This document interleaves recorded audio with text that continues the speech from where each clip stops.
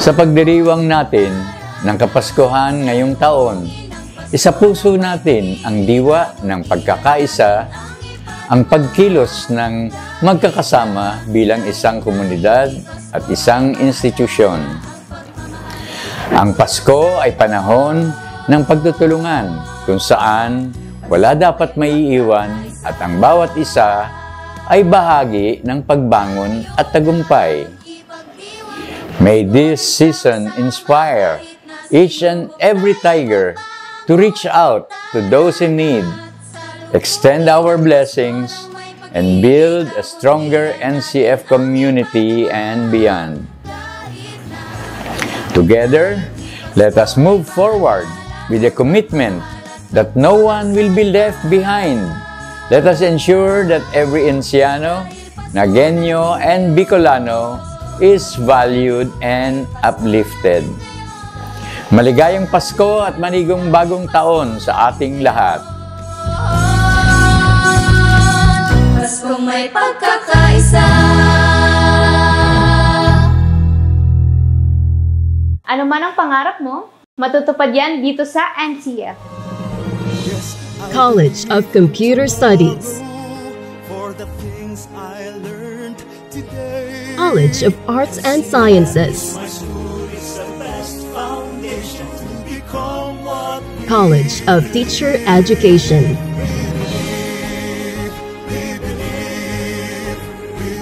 College of Accountancy and Finance, College of Business and Management, College of Engineering,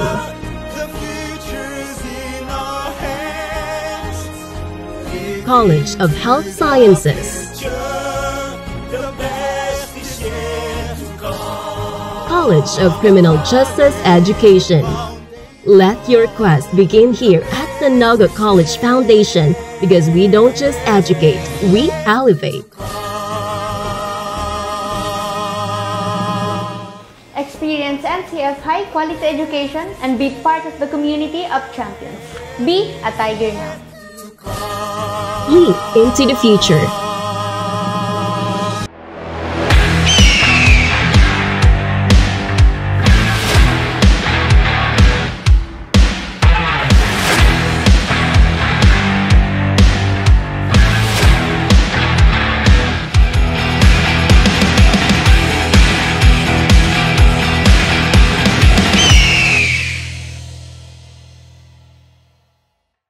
Welcome to Universidad de Santa Isabel, a place where excellence meets service. Here at USI, we empower our students with knowledge and skills and inspire to make a difference.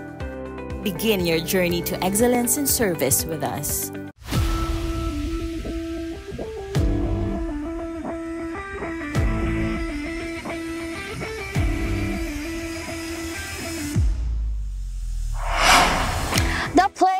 The players, and the passion.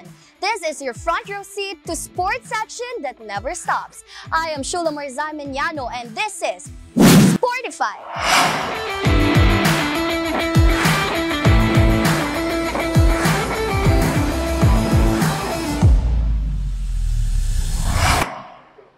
The NCF Tiger men's volleyball team advances to the national finals of the Philippine National Volleyball Federation Under-21 after the historic win sa first ever Bicol Regional Championship na ginanap habang paparating ang isang super typhoon sa Bicol. The history of hard work, perseverance, and resilience of the NCF's volleyball Tigers in today's special episode of Sportify. What's good, Bicolandia? Pagkatapos nga ng mga pagsubok, brought about by the typhoons Christine and Pepito, we are still striving to go back to normal, but at least we are finally back. And speaking of pagbabangon, wala na ngang yatang mas resilient and palaban pa sa volleyball team ng Naga College Foundation na hindi lang dumaan kundi pa ulit-ulit na bumabangon sa mga dagok at hamon. Dugong tigre nga, ika nila. So here with us is our first ever Bicolano champions of the Philippine National Volleyball Federation Under 21. Please join me in welcoming the players and their coach Ian J. Colasso. And also our open spiker, J. Brian Francisco. Our opposite spiker, Brian Bitancourt. Our libero and the captain of the team, Jo Marie Nero. And one of our opposite spiker, we have Cesar Antonio. Our middle blocker, Gerard Perit. And lastly, our open spiker, Edmark Pamplona. So, kamusta naman pakiramdam ninyo guys, being the champions of the Philippine National Volleyball Federation? I'm so happy po at makakaabot kami sa cluster and nakaka-proud din po at ipapakita namin ang skills namin and lakas ng group. As a captain po, syempre po, I am happy and grateful since first ever po and first din po kaming nag-champion. And happy din po and proud din po since parang nakaka-proud po na naibigay po namin ang first ever champion, not just for the Tigers Men's Volleyball, but also for the Naga City Volleyball Community. Para po sa akin, sobrang happy po dahil maraming expectation po sa laban na may uwi po namin ng magandang laban. Also, may uwi po namin ng gold medal. Anyone else would like? I'm so happy din po because that achievement po is something to be proud of po. Para po sa amin, yun. So we're talking about the Philippine National Volleyball Federation. So actually, it was this time, this is the first time na nagkaroon tayo ng Bicol Regional Championship. So ano naman yung mga challenges na na-encounter nyo during that league or that competition? Ako, ang dami actually. Unang-una, para makabuo ng team na kayang makapaglaro, makipagsabayan sa national. Yun yung pinakaunang challenge ko. Pangalawa, siguro yung financial. Kasi, di siguro alam ng lahat na ang men's volleyball team, sabi nga ng president namin na si Sir Mario Villanueva, yung expectation lagi sa amin is we can stand alone. Kaya naming mag-generate ng pera. So, isa yun sa pinaka nakaka-proud sa team namin as a coach kasi nakaka-generate kami ng money. So, isa sa pinaka-unang challenges siguro yung financial. Of course, galing pa lang tayo sa bagyo, binaha ang buong Naga City, and ang daming kailangan na ilabas na pera. Like for example, dun sa uniform, kasi medyo strict yung PNBF regarding sa uniform. Pangalawa, yung entry fee, yung pagkain, yung accommodation. And very thankful lang talaga na a lot of supporters nagugulat na lang kami, nagme-message sa Facebook na mag-sponsor.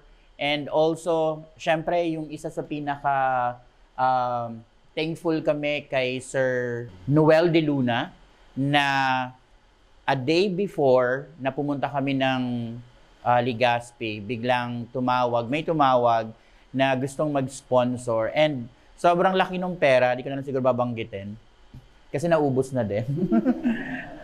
Sobrang laki ng pera, sobrang laking tulong yon para sa amin na mairahos yung paglaro namin doon sa Legazpi. I see. Actually, sir, napapanood ko nga yung mga videos nyo through Facebook and also different kinds of platforms like TikTok. And most of the time, yung videos na pinoproduce nyo is always trending. So, sino yung utak sa likod ng marketing strategy niyo? Well, actually, collaboration yun ng mga players and also, meron kasi kaming napakagaling na editor. Minsan napapagalitan ko lang. Yung previous, one of the player ng Bicol and also a pioneer of Tigers volleyball team. Tumaba lang talaga ngayon eh. Si Rocky Sibuyo, siya talaga yung constant na nag-edit ng mga videos and pinupost doon sa page. Minsan lang mataba lang talaga kasi. Okay po, maraming salamat, Coach Bon. Let's get back to the PNVF. So the PNVF Regional Finals happened as Super Typhoon Pepito was approaching Bicol. But before that, like I said, yung mga entry fee and also yung finances and all the things na included dun sa challenges na yun. How about in terms of mental strength po?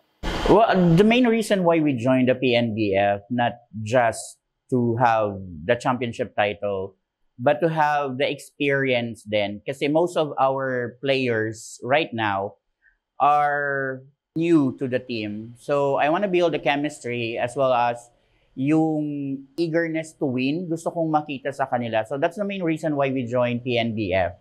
And siguro added na lang kung mag-champion and to represent Naga City or the whole Bicol region sa national, yun yung pinaka-main purpose namin. So kahit may challenges, talagang pinush namin to para magkaroon nung chemistry, yung team, experience, yung walang experience, and also to have a strong team na panlaban sa national. We added a member ng other teams. Like for example, si Cesar Antonio is from the UNC Greyhounds. Alam naman natin na UNC and NCF is rival siya pagdating sa volleyball sa Naga City. But right now, I'm very thankful kay Coach Moreno na he allow Cesar to play with us. So, yon. Okay, so Cesar, would you like to say something on behalf of your history in terms of switching from another school, from UNC, and now playing for NCF? Yeah, that's right. I'm from UNC. And Sir Ian selected me po to play with them po sa PNBF Regional Elimination. So, background lang po.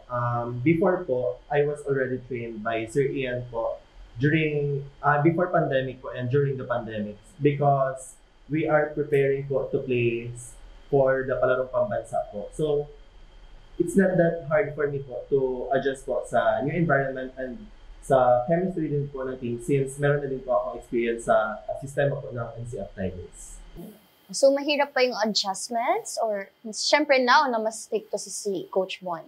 Actually, hindi naman po gaano kahirap. Since yun nga po, may experience na rin po ako sa sistema ni Sir Bon and alam ko na po kung paano kumilos yung team and yun naman. Okay. So, how about naman sa iba? Ano yung reaction niyo when suddenly, nasabi ni Coach na, maglalaro, kasama natin maglaro sa PNB, si Cesar, which is your rival school from UNC. Ano yung reaction niyo? Sobrang nabibigla din po kasi first of all, first time ko po siyang makating which is sa PNBF na po. Sobrang happy din po kasi nakapag-adjust po agad po siya na maayos. How about yung iba naman? How was your experience? Ako po, parang since nakatim ko naman po si Cesar dati pa, way back nung pandemic and before pandemic po. Siyempre po, parang para sa akin po, happy din po ako since nakakatim ko ulit po siya and makakapunta po kami sa cluster na kasama siya and yun po, super happy naman po kami. So let's get back dito sa ating question. So, bakit amidst of these challenges, hindi kayo sumuko at pinilit pa rin ninyong lumaban? May kasi kami, pag nasimulan na namin, kaya tatapusin na namin. Yun lang. Bakit amidst or sa gitna ng mga challenges, hindi kayo sumuko? Pinilit niyong mag-push through, pinilit niyong lumaban kahit mahirap. For us po is, of course, kailangan din po namin ng exposure po from national games to para mag-level up din po yung skills namin and ma-unleash po namin yung full potential po. Nakakailangan po yung effort at pagod namin sa training, pagpunta po namin doon. Grabe po kasi yung tiwala na binigay sa amin ng coach namin. So, parang nakafocus po kami sa part na ang malaking chances po and parang malaking potential po na mag-represent kami ng Bicol for the cluster. Parang tinitignan po kami ng coach namin para parang kaya po namin lumaban for cluster and for also po sa national po. Normally kasi parang iniisip ng ibang players, iniisip ng ibang coaches or ng spectator na we just preparing for the championship. Parang given na yon. Parang pag sumali si NCF, given na magcha-champion. Parang usually yung talaga yung pinaka nasa parang mindset na ng mga tao. Pero ang laking hirap din talaga ng mga players, ang laking hirap din ng mga coaches kasi we're not preparing lang like a week, 3 days, ganyan. Normally, nagpe-prepare kami almost a year, ito lang siguro yung pinakamaikli, di ba? Like, siguro, 2 months preparation lang. May mga challenges pa kasi iba-iba yung schedule, iba-iba din yung vacant time nila. So, yung 2 months na preparation, tapos biglang nagkaroon ng bagyo, si Christine dumating, talagang nandun kami sa kung tutuloy pa ba or hindi na. Pero yun nga, because of the supports then nung president natin, tinuloy namin to, not just because gusto naming mag-champion, but also parang gusto rin namin na magkaroon ng something na ikaka-proud ng Naga, something na to look forward kasi magna-national nga, and also something na pwedeng ika-proud ng Naga. So yun yung pinaka-reasons namin. Okay, thank you so much for that, Coach Ron. So let's talk about chemistry. Okay, so kumusta ang confidence and chemistry ng team after the historic win? So, after that win po, we had confidence po to compete na po sa national level since we already know that our team po na kaya namin po mag-compete sa national level po na competitions. As a team po, parang yun nga po na parang nag-grow po yung chemistry namin tsaka confidence bago kami pumuntang regional. So ayaw po na mas mag-grow po lalo yung confidence and chemistry. Siguro i-share ko lang yung nangyari kagabi kasi alam nila halos na laging high blood ako pag naglalaro. Siguro naririnig nyo rin naman ako kasi magkalapit lang yung quadrangle tsaka yung court tsaka yung office. Kagabi na-realize ko na okay, iba pala talaga yung nakapaglaro na as a team kasi meron kaming tune-up kagabi and I saw the potential of having the championship title again for this cluster. Kasi last night, maganda yung pinakita during practice. Maganda yung pinakita as a team. And actually, hindi pa nga yun yung first 6. Pero kahit na merong additional doon sa team kahapon na naglaro, maganda yung pinakita na galaw. Maganda yung pinakita ng laro. So, I believe and I saw it na talagang na-build na yung chemistry nila and also yung confidence na kakailanganin namin sa national. In terms of chemistry and also teamwork, hindi may iwasan na may mga hindi pagkakaintindihan sa team or may mga pag-aaway. Was there ever a time na ganun rin? Parang wala. Wala sa kanila. Ako lang, tapos sila. Parang ganun lagi. Oo. Parang coach, player yung may away. How about sa kanila? Would they like to share their experience? Was there ever a time na hindi alam ni coach? Actually, alam din po yun ng coach namin na nag-aaway-aaway po kami. Sabi nga po ng coach namin is yung coach versus players po yung nangyayari sa away. Actually, totoo po yun. Kailangan po lang natin ma-i-endure ang ganung mga bagay. Pero yun, dapat po. Coach, ano naman reaction mo na laban daw sila? Laban sa...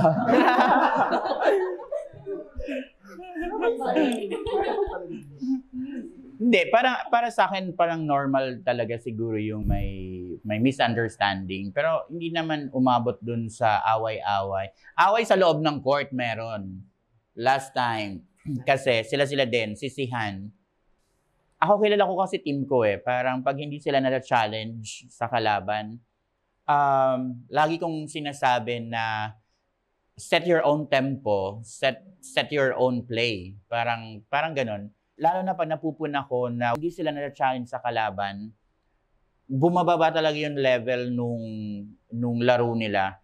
So sila magtatalo sa loob kung kaninong fault, kaninong ganyan. So I think that's normal sa team. So what's important po is na-resolve. That's great. So let's move on sa ating next question.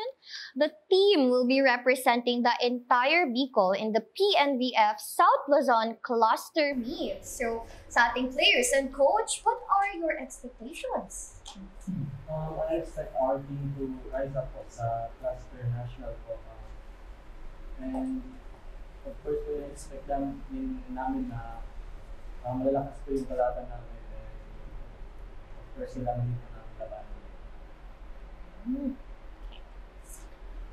For me po, parang mataas po yung expectation namin since malalakas talaga po yun. And parang sarang-sara na talaga yung mga kalaban namin from other school and other clubs po na lalabanan namin.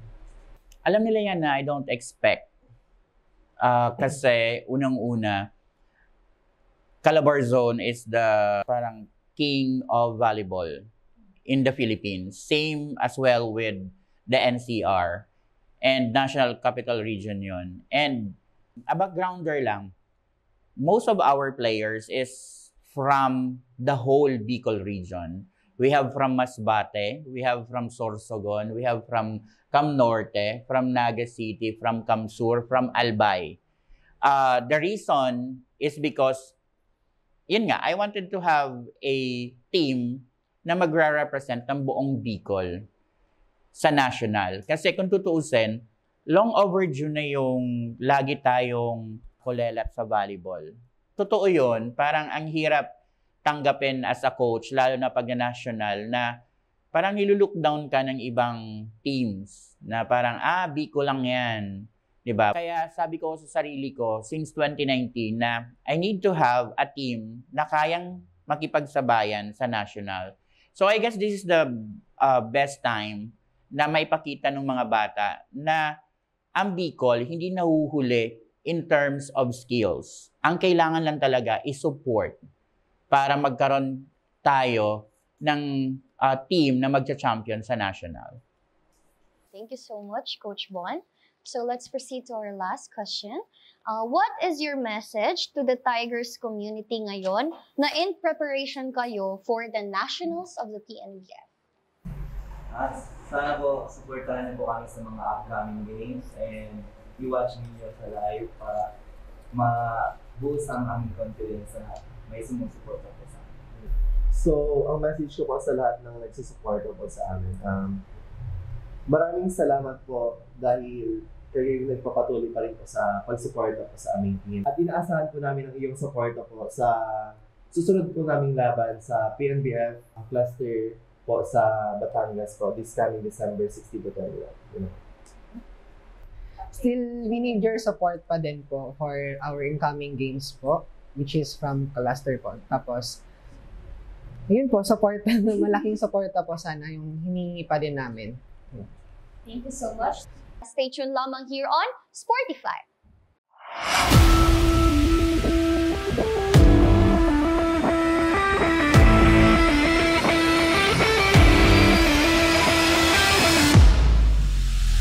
Tayo na ipagdiwang ang Pasko ng sama-sama kahit na sinuhog tayo. Sa pagdiriwang natin ng Kapaskuhan ngayong taon, isa puso natin ang diwa ng pagkakaisa, ang pagkilos ng magkakasama bilang isang komunidad at isang institusyon. Ang Pasko ay panahon ng pagtutulungan kung saan wala dapat maiiwan at ang bawat isa ay bahagi ng pagbangon at tagumpay. May this season inspire each and every Tiger to reach out to those in need, extend our blessings, and build a stronger NCF community and beyond. Together, let us move forward with a commitment that no one will be left behind. Let us ensure that every Enciano, Nagueño, and Bicolano is valued and uplifted. Maligayang Pasko at manigong bagong taon sa ating lahat. Paskong may pagkakaisa. Ano man ang pangarap mo, matutupad yan dito sa NCF. College of Computer Studies, College of Arts and Sciences, College of Teacher Education,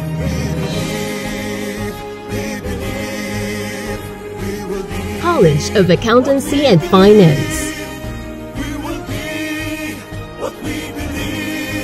College of Business and Management, College of Engineering,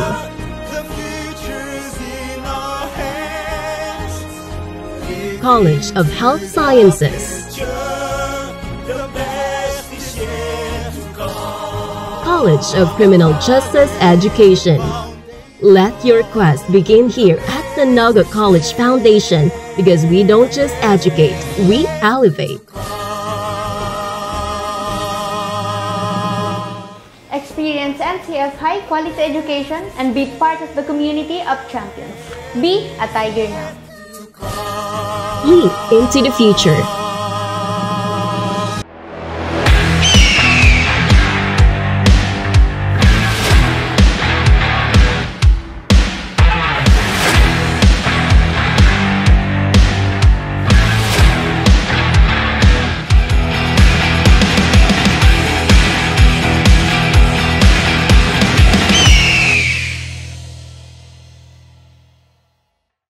Welcome to Universidad de Santa Isabel, a place where excellence meets service. Here at USI, we empower our students with knowledge and skills and inspire to make a difference.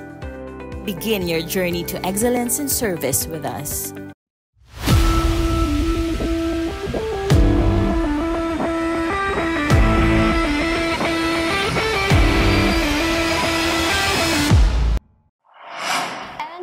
Back. We are still here at the Alchemist Specialty Coffee located at number 17 Jacob Street, Barangay Bagumbayan Sur, Naga City. And here with me are two of our players sa ating NCF men's volleyball team. We have Brian Betancourt and we also have here Antonio Cesar.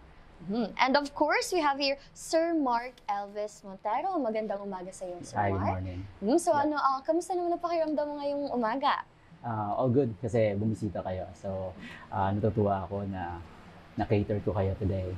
So, maraming salamat. So actually, Sir Mark, madami kaming gustong itanong regarding this very beautiful cafe or coffee shop that you have built. So what's with the name? Why Alchemist and why Specialty Coffee? okay. So, nag-start ang concept after pandemic. So, nasa industry ako for 14 years. Going 15 this year. So yun, Alchemist. Bakit Alchemist? Nag-start ako as The Coffee Rebels. Tapos medyo yung concept nun is an apologetic coffee shop. So we don't give enough. I have to other people what they say. So ang preference ko, yun yung siniserve ko sa mga client ko before. Specialty coffee shop from farm 2-cup, traceable siya dahil specialty coffee shop siya. Alchemist kasi coffee is science. As much as possible, binibigay namin yung informations sa drink na binibigay namin. Binibigay namin yung mga notes and flavor profile ng cup. Iba't iba kasi yung flavor profile ng kape. Iba-ibang variety, iba-iba yung process. So, yun yung concept ng specialty cafe. Sa labas ng Pilipinas, yan yung pinaka in na cafe concept. So, local and then hindi siya super commercialized. So, that's it. Actually, sir, you've mentioned that you were in the service. What kind of field were you in before hopping in this business? Nag-start ako as a barista 2009. So, first job. Actually, nasa line naman ng course ko, HRM. Then, nag-start ako mag-barista abroad. Until now, yun pa rin. Kasi parang first love ko na din. Minahal na din. Decades before pa. So, ayun.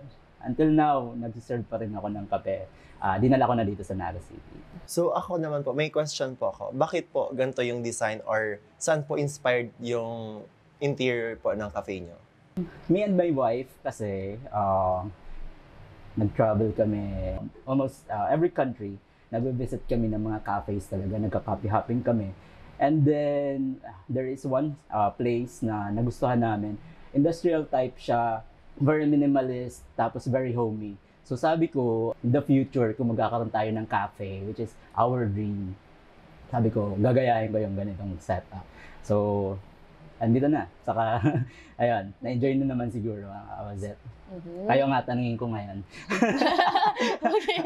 Kumusta naman yung vibe dito sa cafe? Pagkapasok ko po, yung nakita po is very unique po yung style po ng design po dito po sa cafe. Yung wall po parang raw po siyang pakagawa. Yun po yung napansin. DIY ko siya.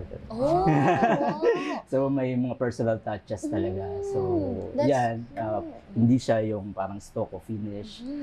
Sinilant ko lang siya kasi very raw. Yan yung concept. Actually, my partner and me are also we love doing cafe hopping, for example, sa Brood, or maybe from Cafe Sinauna and anything else. And actually, I think this cafe is yung pagkakaiba niya sa ibang cafes is that the feels, the vibes.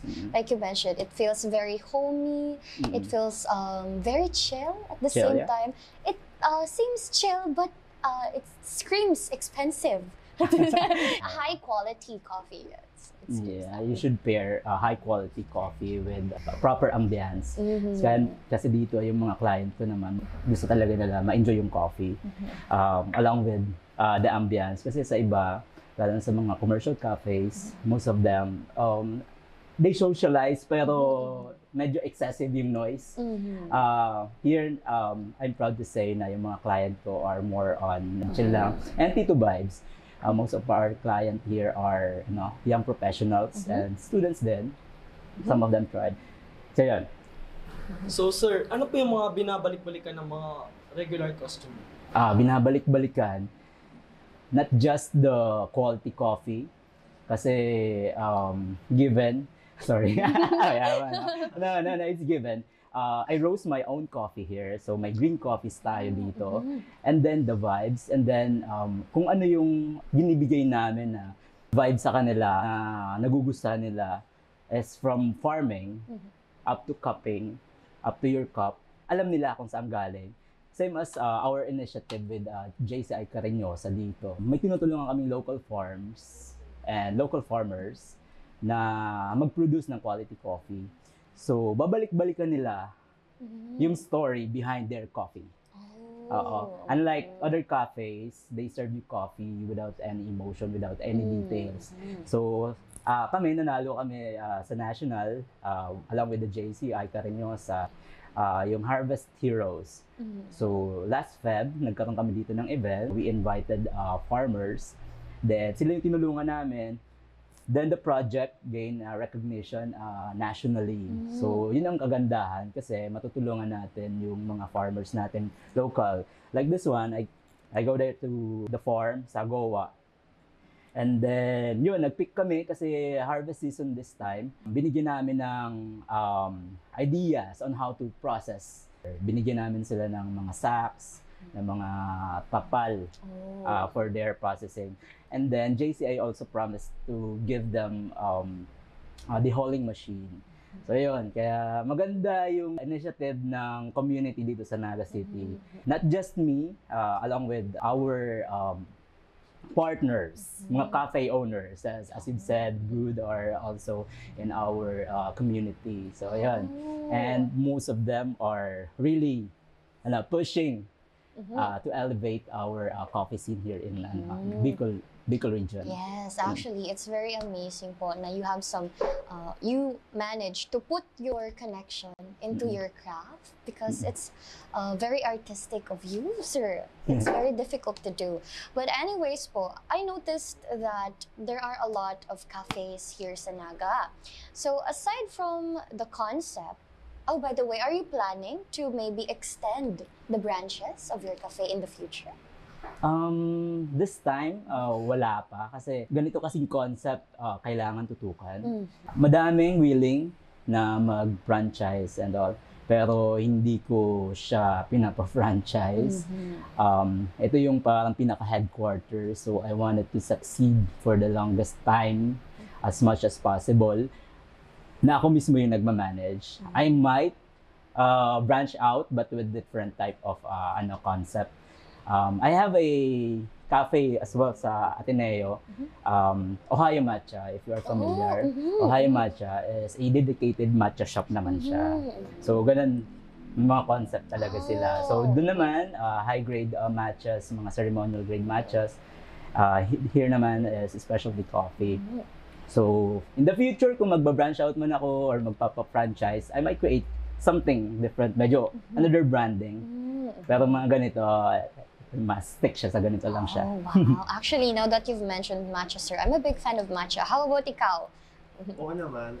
Favorite ko talaga yung matcha, lalo na pag sa milk tea. Oh, sa milk tea, I see. How about you, Brian? What kind of drinks do you usually order sa cafe? Coffee. Coffee as is. Okay, coffee as is. Speaking of coffee, eto nga nasabi ko kanina na meron tayong farmers. Ito si Leon Siobigtas. This is how we serve our coffee with details. So from the farmer to the farm, sa location, tapos yung variety ng coffee and yung process. Iba-iba kasi yan. So kung super coffee lover ka, gusto mo mag-elevate ng coffee game mo, so this is the right place for you. For matcha naman, sa milk tea shop, tapos sabi mong ganon, just make sure na you're using a ceremonial grade. But nothing against sa ibang mga brand or sa ibang mga businesses. But as much as possible, para hindi ka na magulat if you go out of the country, pumunta ka ng Japan. In the future, yung volleyball team pumunta ng Japan, nag-compete doon. This is the proper matcha pala. So, ganun. Yes, I actually think the same po also because I love ceremonial matcha and manonotice mo yung differences. How about you, sir? What's your favorite kind of drink? May it be matcha or coffee? And what kind of coffee? Bias kasi ako sa black coffee. So, I'm a roaster as well. So, nag-stick ako doon sa mga black coffee to analyze yung mga proper flavor profile. So, espresso. Yan, pinaka-basic. And then, pour-overs. So, yun. Other than coffee, sir, you can see we also have here some sparkling juice. Correct. Is this also locally crafted, sir? Correct. Yung ano natin kasi dito sa Alchemist Specialty Coffee, even before, sa Coffee Rebels, our brand before, kinikater namin yung mga local na products. Meron kaming event sa sa Robinsons. It's La Vida Coco, DTI event. Local products, andun lahat. So as much as possible, nagpupunta kami sa mga ganung event and then nagko-collaborate kami. So these are from the Gook Farm. So yan, ang product nila, craft sodas. And as you can see here, meron din tayong mga artisanal na mga produkto. So sa iba siguro bias nyo ang salted caramel So salted caramel from various cafes. But for us here, we try to elevate yung mga ingredients natin kasi pangit naman kung asin, bibili ka ng asin lang sa tindahan. So, yan, asin tibok. This is artisanal salt from Bohol. So, yan yung pinaka traditional way nila ng paggawa ng asin.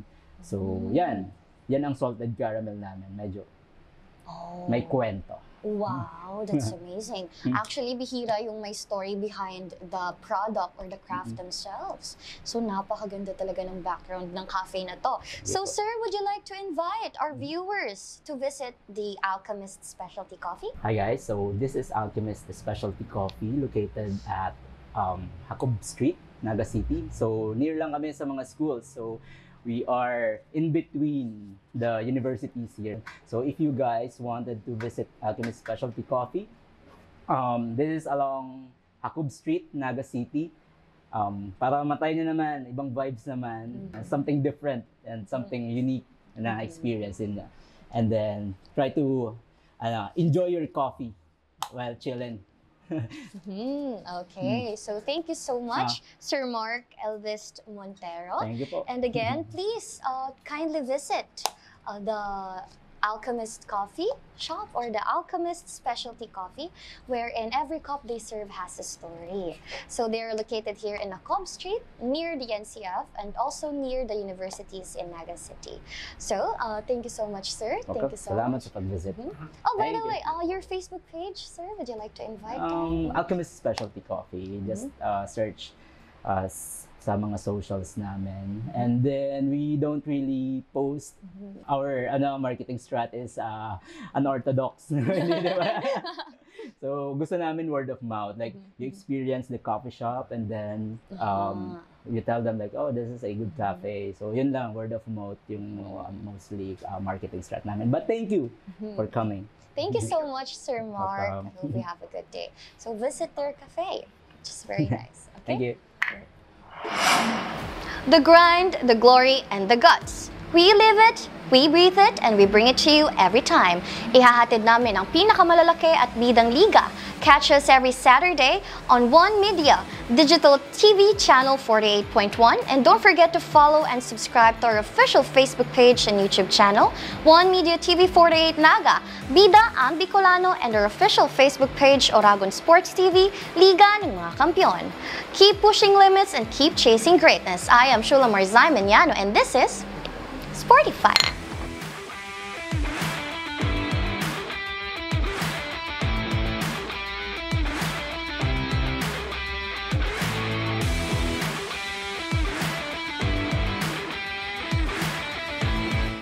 Tayo na ipagdiwang ang Pasko ng sama-sama kahit na sinuhok tayo.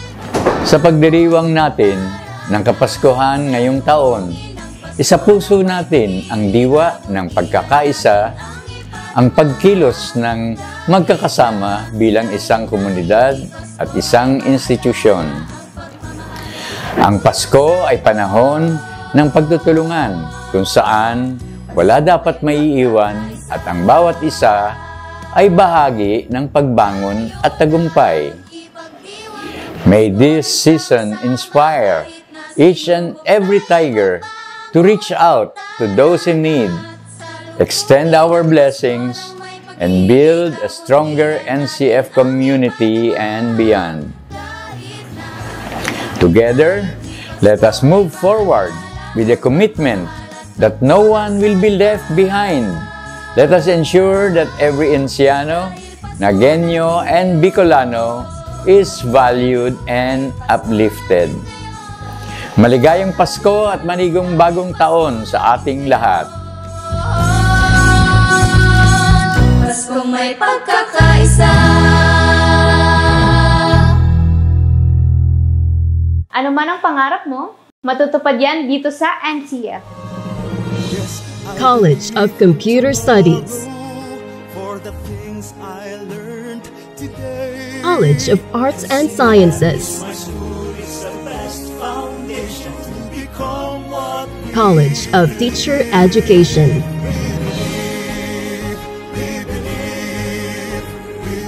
College of Accountancy and Finance, College of Business and Management,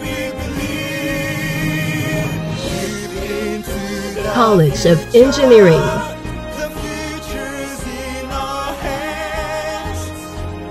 College of Health Sciences, College of Criminal Justice Education. Let your quest begin here at the Naga College Foundation, because we don't just educate, we elevate. Experience NCF high-quality education and be part of the community of champions. Be a Tiger now. Leap into the future.